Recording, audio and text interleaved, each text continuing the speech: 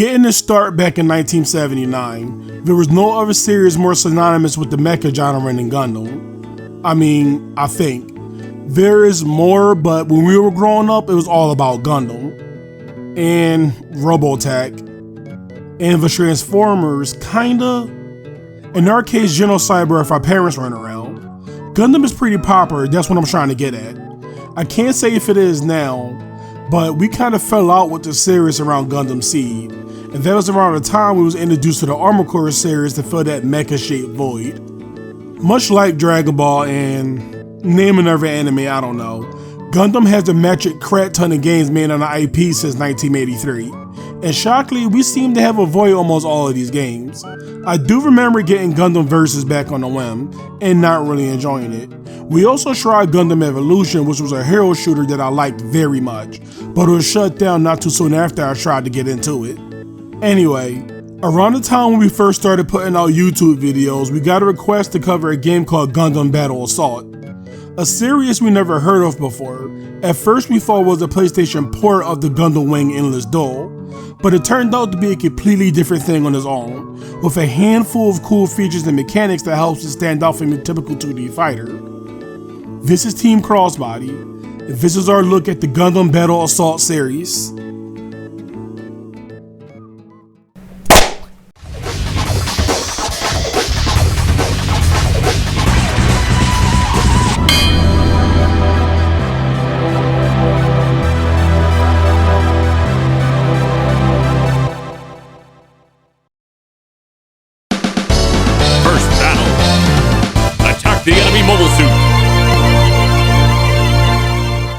Okay, so some quick house cleaning needs to be done before we can start proper. The Battle Assault series are revisions of a Japanese-only series called Gundam the Battle Masters, with Battle Assault being largely based off the Battle Masters 2, with the only major difference between the two games being the removal and replacement of some of the more non-relevant mechs with the ones from Gundam Wing, which was making the rounds on Toonami on Cartoon Network at the time. We're also only covering games under the Battle Assault name, which you should understand why after hearing about the first two entries. The first Gundam Battle Assault released for the Sony PlayStation in 2000 and was developed by Nasumi, the same developers of both Gundam Wing Endless Duel and Mighty Morphin Power Rangers The Fighting Edition. The game uses multi-limb sprites that are all animated individually that makes the Gundams come off as puppet-like, but it helps sell the fact that you're supposed to be controlling massive robots, which is a little different than something like Capcom Cyberbots, where the mechas still moved as if they were in Darkstalkers, or a similar game like Marvel vs. Capcom. Your chosen mobile suit will sustain damage throughout the match depending on what area is currently taking the most punishment. It doesn't have any gameplay implications to my knowledge, but it does look cool to see your mech all beat up after a fight, or to watch the enemy mobile suit explode seeing all those battle effects happen at once, exposing the mecha's interframe and mechanical details. But the overall graphics of the game are really good, and I think this game would easily pass for an early PS2 title. But let's get into the gameplay, and before we talk about what makes the game unique, let's go over the basics. Trust me, it'll save us a ton of time later. Battle Assault's a 5-button game with a weak and strong punch and kick, as well as a thruster button. Matches forgo the usual rounds and replace it with a Darkstalkers-like health-based round system, where there are multiple health bars, and after reducing one to 0, there will be a quick break in the action before starting up again, and whatever damage the winner of the round took and resources used are carried over to the next round. Unlike most games that typically adopted the Capcom-style Magic series around this time, Gundam Battle Assault uses a cancel system that's very similar to Gatling from the Guilty Gear series, in which each character has their own unique cancel routes. It's a little awkward when first starting out, but once gotten used to, it's very ergonomic. Normals in this game cannot be canceled on whiff or block. This limits the overall pressure the game could have. That's not to say there's not things like block strings, but it usually involves linking your character's plus on block buttons to try to keep your turn, while throwing in the mix up here and there to keep them guessing. Now there are some attacks that can be cancelled on whiff on block, but these seem to be far and few between. Special attacks follow the same rule of not being able to be cancelled outside of a hit confirm, which means players won't be doing the standard things like ending a block string with a special move, which will reduce them to only being used as combo enders and extensions. Super attacks in this game are viewed as special attacks, so they follow the same rule as well. The game also has things like chip damage, OTGs, and unblockable attacks that all have their own little Gundam Battle Assault quirk to them. but we didn't have the time to fully understand these concepts, such as the strange rules when it comes to OTGing the opponent and how unblockable attacks are considered projectiles. In Gundam Battle Assault, throws and stuns are kinda the same thing. By getting close to the opponent and pressing back or forward along with strong punch will cause your suit to stun the opponent for a small amount of time that allows for full combos after these attacks are performed. And although the stun itself does no damage, it counts towards the combo and adds to the overall damage scaling. These throw/stun attacks can also be special and thrust or canceled on hit. Pressing two attack buttons together will have your suit perform either a spot dodge or deploy a projectile immune barrier. Spot dodges are fully invincible for the duration and can be done out of block stun. It also allows players to block right after it's done. Suits that uses a barrier, as said before, gives them the ability to absorb projectiles for a short time. Barriers also come with the perk of absorbing unblockable attacks since they're considered projectile attacks. With comparing the two, spot dodges will mean that your character will have access to the better defensive option, but will have a harder time navigating the usually projectile-filled neutral of Gundam Battle Assault. While those with barriers are considered more defensively weaker, but doesn't have to worry about getting into their preferred ranges while in neutral. Both actions also require a portion of health to be used, for whatever reason. Most characters have access to super attacks called Mega Specials by inputting down, forward, and two attacking buttons. Like most games around this time, there is a clear divide when it comes to the usefulness and utility of these attacks. Characters who do have super start the match with a stock of 3 that can be used at any time, and they have no way of being replenished once used. For some reason, Ball and Noah Gundam are the only suits in the game that doesn't have Mega Specials.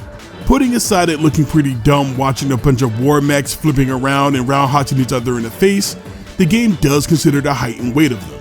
So you won't be seeing any suits running around at each other with the grace of a gazelle. Well, you will eventually, but it still looks pretty clumsy. But with that being said, general movement in Gundam Battle Assault is to be expected, and does fall in line with similar traditional fighting games, with forward dashes, back dashes, jumps, and within the movement is the most unique mechanic, thrusting. Thrust. Using thrusters is key to understanding the neutral of Gundam Battle Assault. Thruster jumps can be considered similar to super jumps from an anime fighter, and can be used at any time and in any state that isn't attacking.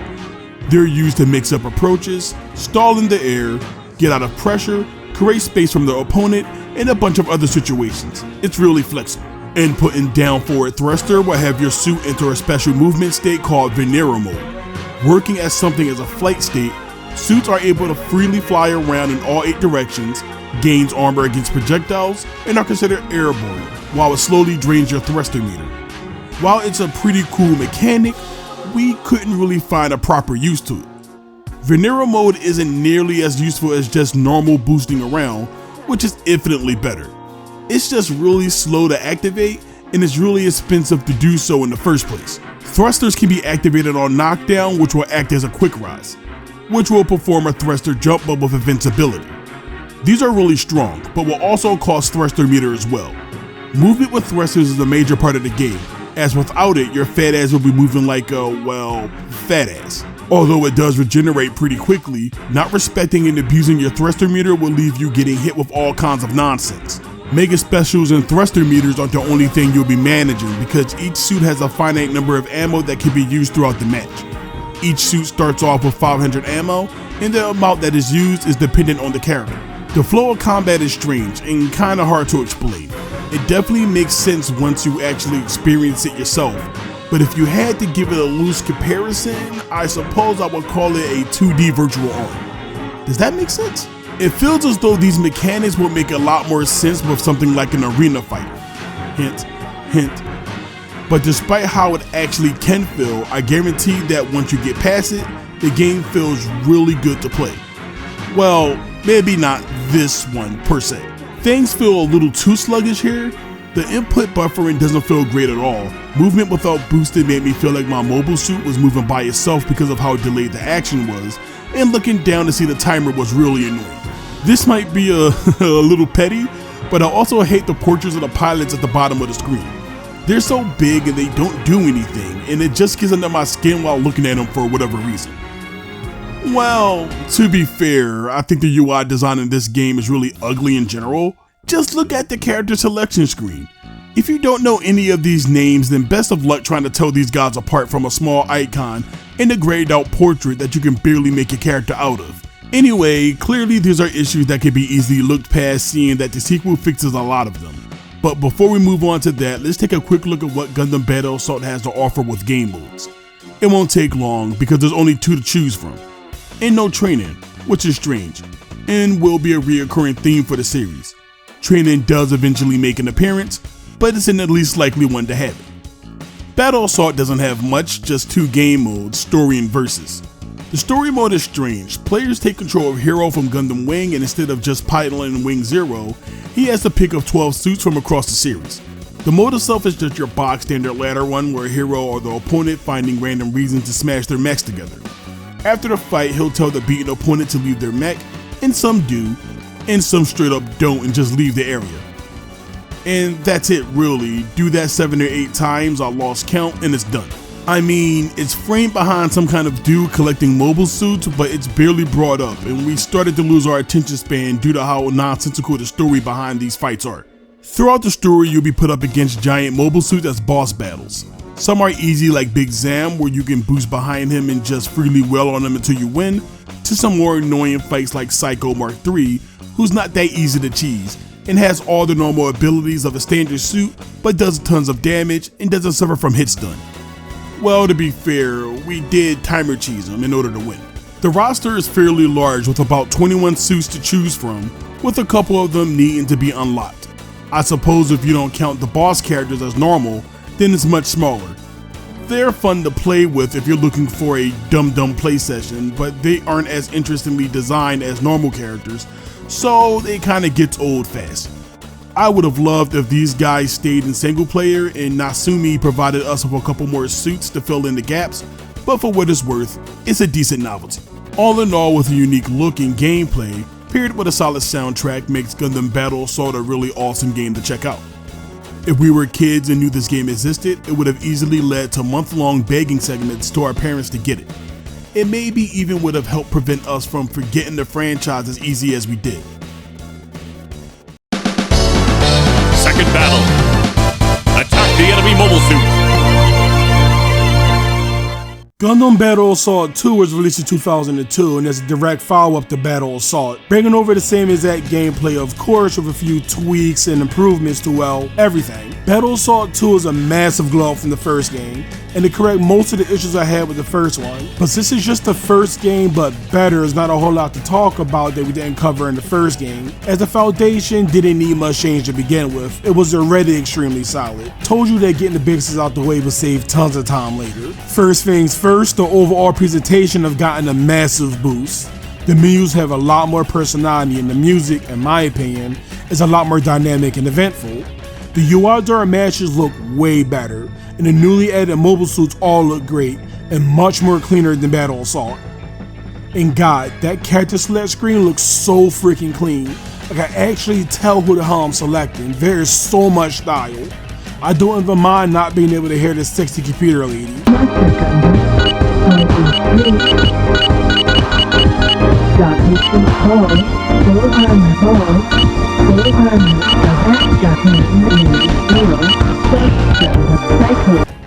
The stages have a lot more going on in them too, which gives them so much more life.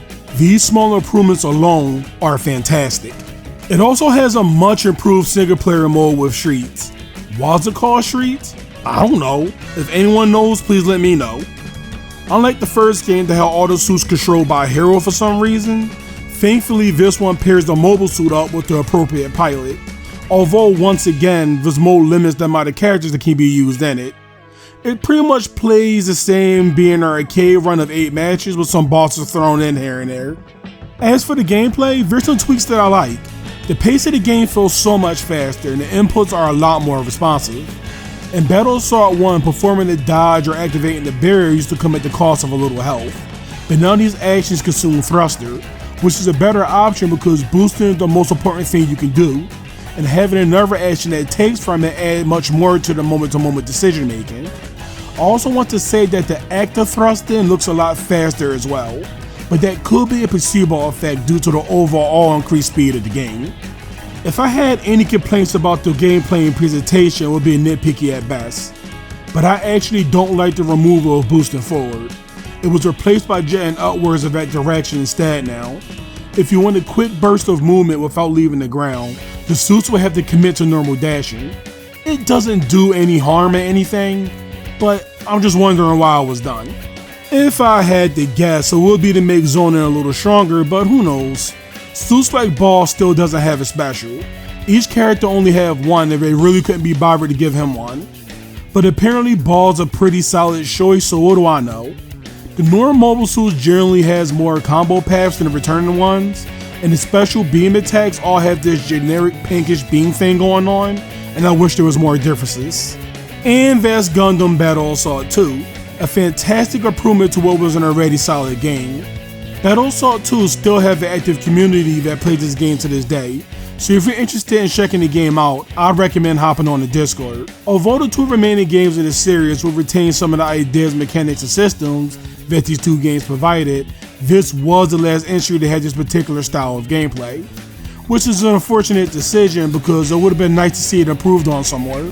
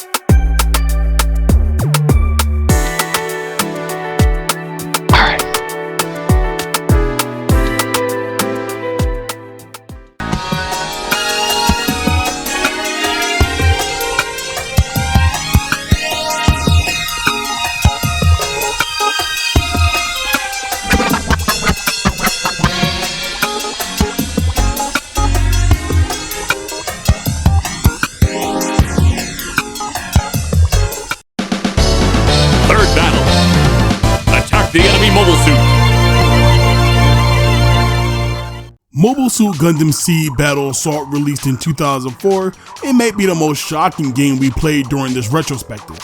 At first we were ready to dismiss it as just another fighting game on the GBA that would be sloppily put together for a quick buck, but we were pleasantly surprised and taken off guard with how impressive this game actually is. The sprite work is amazing, the Gundams have a fantastic amount of detail to them, and even though I'm sure a lot of these sprites seem to be missing animations here and there, they still look highly impressive in motion. The backgrounds are simple but do the job well enough, and the same can be said for the music, which features all the boops and beeps expected for a GBA title. That's not to say it's bad, we love GBA chiptune. Seed Battle Assault essentially takes some of the concepts from the previous games and tweaks them enough into something that forms an anime fighter. Gameplay is extremely fast due to the focus on airborne movement that creates constant hollow mix-ups.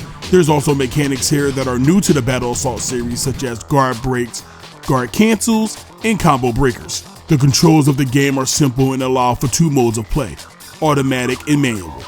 Automatic allows you to do special moves from a dedicated button, as well as performing motion inputs with a simple attack press of direction. Manual allows players to do moves via motion input. There's no added advantage to using manual over automatic, as the game is absolutely designed with automatic in mind, so you might as well use that one exclusively. Thrusters in this game works as if your character is constantly in Venero mode, as your suit can boost freely around with 8-way movement. It also allows for floating, short hopping, and dashing. Boosting around also lasts much longer than this game than others. Thrusting during a forward dash also returns, but doesn't consume meter. It will also put you airborne, and canceling out of a forward dash with an attack will cause air moves to come out. The ammo system from the previous 2 games doesn't return in its usual form, and now is kind of worked into the game's phase shift armor or PS gauge. The PS gauge handles your suit's defensive abilities. By attacking the opponent, the gauge will slowly drain, and will eventually break once it reaches 0. From there, the pilot of your opponent will now be gray, meaning the character will now receive double the damage from attacks. Using special moves will also drain from the PS gauge as well, so they can't be abused. Like I said, this is similar to how ammo was handled in the other Battle Assault games, but with a lot more risk involved now. Once per match, suits can enter in a stall state called Berserk mode, or Seed mode. There's no difference between the two, so I guess it's from whatever bullshit goes on in the show. While in this state, damage output increases but will slowly drain your SP gauge. You can perform super attacks in this mode as well. Entering this state can also be used as a burst to escape combos or a cancel. We haven't labbed it much, but it's safe to assume it's used for things like keeping yourself safe after making a bad move, or for combo extensions. Before a match, players will have the choice to change their health, PS, and thruster meters, much like before a race in the F-Zero series. Of course, pooling into one area will have the game balance out the remaining values among the other stats. This is a pretty good idea, and I think would actually work wonders with the first 2 Battle Assault games. Gundam Seed Battle Assault definitely channels the energy of Natsume's SNES fighters like Endless Duel. I guess that makes sense given that the GBA is essentially a portable version of that, but if we're allowed to make a more random comparison, we believe the game with its speed, focus on airborne combat, and meter that players will have to work down in order to deal more damage to the opponent makes the game feel like a more realized version of Asuka 120 Burning Fest Final. But that's just us. However you want to compare the game, there's no denying that this might be one of the best, if not best, fighting game to be released for the GBA. We're super impressed with it. Final battle.